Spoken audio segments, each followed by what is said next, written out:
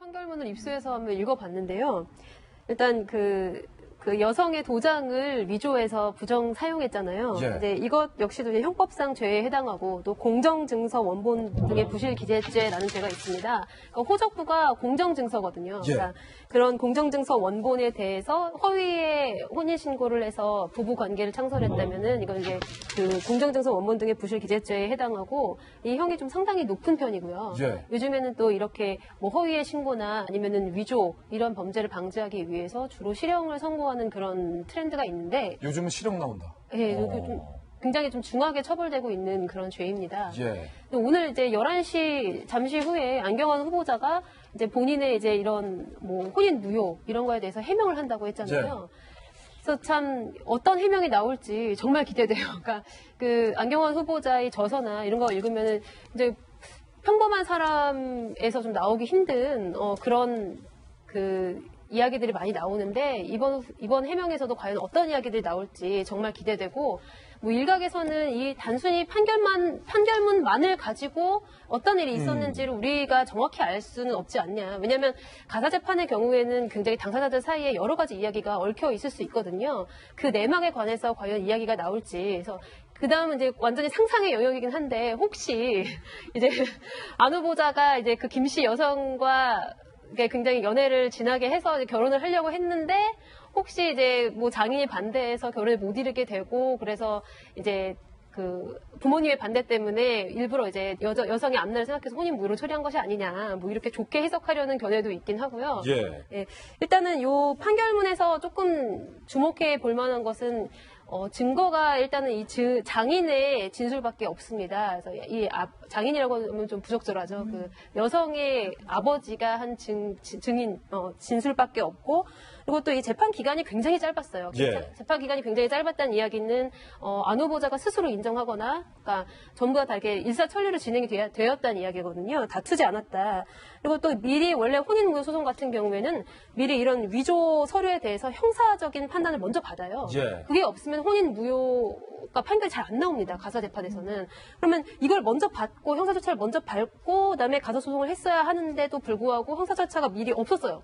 없었기 때문에 예. 요점은 조금 의혹이 좀 있다. 그래서 어허. 저는 지금 이 판결문만 가지고 우리가 이제 섣불리 판단하기보다는 해명을 한번 들어보고 예.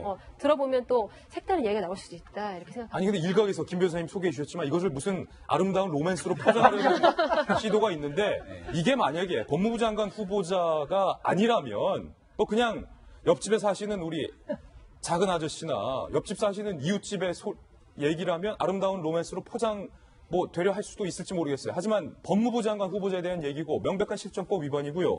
김병민 박사님. 네. 대학 졸업 후 친지 소개로 만난 5살 연하의 김모 씨와 교제를 하다가 그 판결문 속에 나와 있는 안 후보자의 변론 내용 다시 한번 보시면요. 안 후보가 인정을 하고 있는 거예요. 네. 이렇게 하면 나를 사랑하고 결국 결혼을 할 줄 알았다. 그러니까 해당 여성의 인생에 대한 해당 여성의 동의와는 상관없는 이건 진짜 심각한 거 아닙니까? 아주 간단하게 말해갖고 여성의 도장을 몰래 파갖고선 혼인신고를 몰래 한 것 아니겠습니까? 그래갖고 혼인이 무효가 된 거고요. 저거를 나중에 알게 됐던 여성의 기분은 어땠을까라는 생각을 사실 먼저 짚어야 되는 거거든요. 그동안 안경환 후보자에 대한 여성관이 논란이 됐었고 그 안경환 후보자의 여성관에 대해서 일부 사람들은 그런 얘기를 했었었죠. 아니 책에 쓴 거기 때문에 실제 행동에 옮긴 건 아니잖아요 라는 얘기를 했는데 75년의 행동으로 엄청난 일을 해서 옮긴 거고 이거는 지금 같은 상황으로 비추어 봤을 때는 현재 이와 같은 일을 하게 되면 징역형에 선고된다 그러죠. 예. 그러니까 얼마 전에 이제 임종석 실장이 청와대에서 이런 얘기를 했는데 빵 한 조각, 닭 한 마리에 얽힌 사연이 다 다르다라고 했는데 아마 이와 같은 상황을 좀 예측해주고 한 얘기가 아닐까라는 생각이 들 정도로 예. 너무나 엄청난 일이어서 이거 뭐라고 말을 드릴 수가 없다라고 생각이 들고요.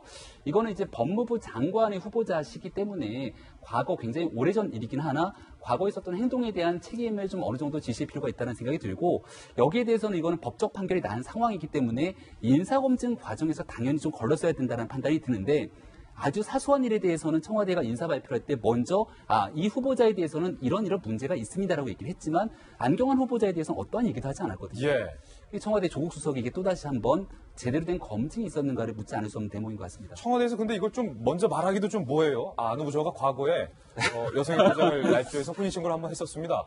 말하기도 뭐한데 그렇기 때문에 청와대 관계자가 굉장히 난감해하고 있습니다. 청와대 관계자를 좀 취재해봤습니다. 이런 표현을 했습니다. 청와대로서는 부담스러운 이슈일 수밖에 없어요. 난감할 수밖에 없겠죠. 청와대 입장에선 우리가 지명했으니 소명은 후보자 본인이 해야 되지 않냐. 이런 스탠스다. 청와대가 두둔하지도 않고 옹호하지도 않고 있어요. 다른 후보자의 의혹과는 청와대 입장이 좀 다릅니다. 난감하다는 겁니다. 그러면서요.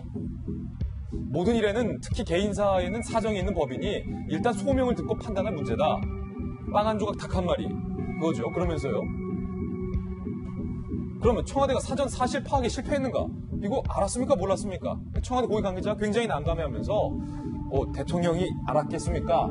조국 수석 정도가 알지 않았겠는가? 그러니까 청와대 관계자도 조국 수석은 이 부분에 대해서 알았다는 건데 정성희 위원님 이게 그냥 모르겠습니다. 넘어가야 할 수 있는 문제입니까? 그땐 다 그랬지라고 치부할 수 있는 문제입니까? 안경환 후보자가 11시에 이제 이 건에 관해서 해명을 하는데, 뭐 제가 생각하기에는 젊은 시절의 혈기와 그 다음에 아까 이거를 로맨스로 좀 해서 그 젊은 시절에 그럴 수 있었다, 사과한다라는 정도로 하면서 이것은 이제 사생활 부분이다라고 저는 해명을 할 걸로 예상이 돼요. 예. 그런데, 사실 그런 일이 있을 수도 있죠. 그런데 제가 어제부터 계속 얘기하지만, 법무부 장관입니다. 법무부 장관은 혼인의 신성함을 수여할 의무도 있거든요. 성매매를 단속해야 될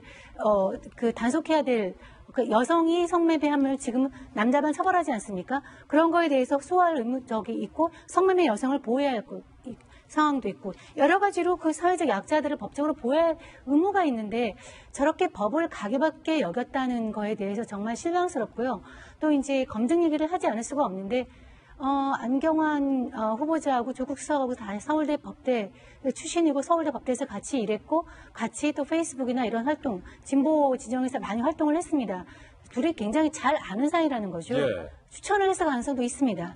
그렇기 때문에 이 검증 과정에서 팔이 안으로 굽는다고 자기 사람이기 때문에 다른 사람과 같은 검증의 잣대를 대지 않았을 가능성이 되게 높고요. 이것에 대해서 어떤 실책이 나온다면 이거는 조국 민정수석이 검증의 실패의 책임을 벗어날 수가 없는 문제라고 봅니다. 지금 이게 청와대가 상당히 방금 보셨듯이 박윤정 의원님 난감해졌어요. 이 문제에 대해서. 상당히 말을 아끼고 있습니다. 청와대도. 저도 난감해요. 집권 여당도 난감할 수밖에 없죠.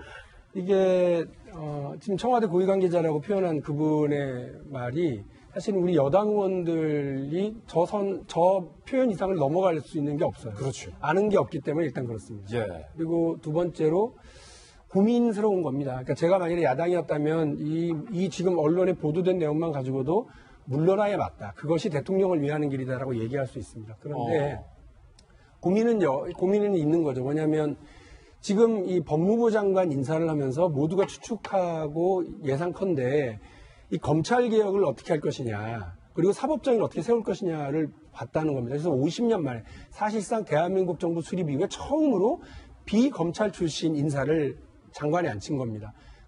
그런 만큼 오늘 해명과 또 이후에 절차가 들어가게 될 청문 절차에서 안경환 후보자는 내가 그 시대의 과제인 검찰개혁과 사법정의를 세우는데 적격이다라고 하는 걸 보여줘야 하는 겁니다. 이걸 보여주지 못하고 그저 이제 과거 추문 속에서 그냥 낙마해버리게 되면 어마어마한 이제 후유증을 남기게 되는 걸 예. 모두가 알기 때문에 저희 여당 의원, 특히나 저 같은 경우는 이번 본인의 해명과 청문 절차를 기다려보자라고 하는 청와대 해명 정도밖에 말씀드릴 수가 없는 없어요. 상황이에요. 네, 사실은, 이런 예. 상황이라서 답답하기는 합니다만 다만 한 가지 걱정은 그런 거죠. 예. 검찰이 어떤 집단이에요. 이게 가만히 있겠느냐. 그리고 이런 상처를 받아서 장관이 되면 검찰에서 과연 이런 장관을 서겠느냐. 흔들지 않을까. 그러니까 영이 설까. 이런 걱정이 있습니다. 솔직히. 걱정이 앞서시니까 그 처리를 하시는 것도 괜찮을 것 같은데. 철회를 해라 청와대에서. 조국 수석이 사실은 인사검증의 최후 보루인데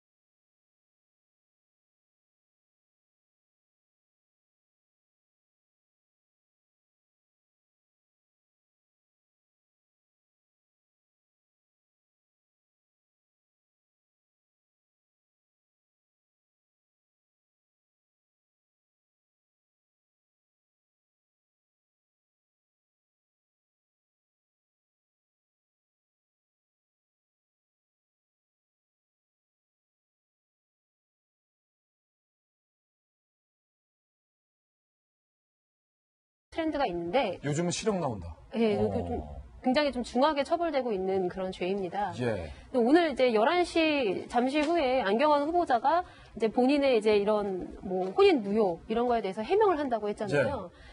그래서 참 어떤 해명이 나올지 정말 기대돼요. 그러니까 그 안경환 후보자의 저서나 이런 거 읽으면은 이제 평범한 사람에서 좀 나오기 힘든 그런 그 이야기들이 많이 나오는데 이번 해명에서도 과연 어떤 이야기들이 나올지 정말 기대되고 뭐 일각에서는 이 단순히 판결문만을 가지고 어떤 일이 있었는지를 우리가 정확히 알 수는 없지 않냐. 왜냐하면 가사 재판의 경우에는 굉장히 당사자들 사이에 여러 가지 이야기가 얽혀 있을 수 있거든요. 그 내막에 관해서 과연 이야기가 나올지. 그래서 그 다음은 이제 완전히 상상의 영역이긴 한데 혹시 이제 안 후보자가 이제 그 김씨 여성과 굉장히 연애를 진하게 해서 이제 결혼을 하려고 했는데 혹시 이제 뭐 장인이 반대해서 결혼을 못 이루게 되고 그래서 이제 그 부모님의 반대 때문에 일부러 이제 여성의 앞날을 생각해서 혼인 무효를 처리한 것이 아니냐 뭐 이렇게 좋게 해석하려는 거잖아요. 예. 그게 없으면 혼인 무효가 판결이 잘 안 나옵니다. 가사 재판에서는.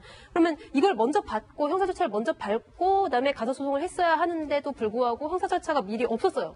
없었기 때문에 예. 요즘은 조금 의혹이 좀 있다. 그래서 어허. 저는 지금 이 판결문만 가지고 우리가 이제 섣불리 판단하기보다는 해명을 한번 들어보고 예. 들어보면 또 색다른 이야기가 나올 수도 있다 이렇게 생각합니다. 아니 근데 일각에서 김 변호사님 소개해 주셨지만 이것을 무슨 아름다운 로맨스로 포장하려는 시도가 있는데 이게 만약에 법무부 장관 후보자가 아니라면 또 그냥 옆집 그런 견해도 있긴 하고요. 예. 예, 일단은 요 판결문에서 조금 주목해 볼 만한 것은 증거가 일단은 이 장인의 진술밖에 없습니다. 그래서 이 장인이라고 하면 좀 부적절하죠. 그 여성의 아버지가 한 증인 진술밖에 없고 그리고 또 이 재판 기간이 굉장히 짧았어요. 예. 재판 기간이 굉장히 짧았다는 이야기는 안 후보자가 스스로 인정하거나, 그러니까 전부 다 이렇게 일사천리로 진행이 되었다는 이야기거든요. 다투지 않았다. 그리고 또 미리 원래 혼인무효 소송 같은 경우에는 미리 이런 위조 서류에 대해서 형사적인 판단을 먼저 이 판결문을 입수해서 한번 읽어봤는데요. 일단 그 여성의 도장을 위조해서 부정 사용했잖아요. 예. 근데 이것 역시도 이제 형법상 죄에 해당하고 또 공정증서 원본 등의 부실 기재죄라는 죄가 있습니다. 그러니까 호적부가 공정증서거든요. 예. 그러니까 그런 공정증서 원본에 대해서 허위의 혼인신고를 해서 부부 관계를 창설했다면은 이건 이제 그 공정증서 원본 등의 부실 기재죄에 해당하고 이 형이 좀 상당히 높은 편이고요. 예. 요즘에는 또 이렇게 뭐 허위의 신고나 아니면은 위조 이런 범죄를 방지하기 위해서 주로 실형을 선고하는 그런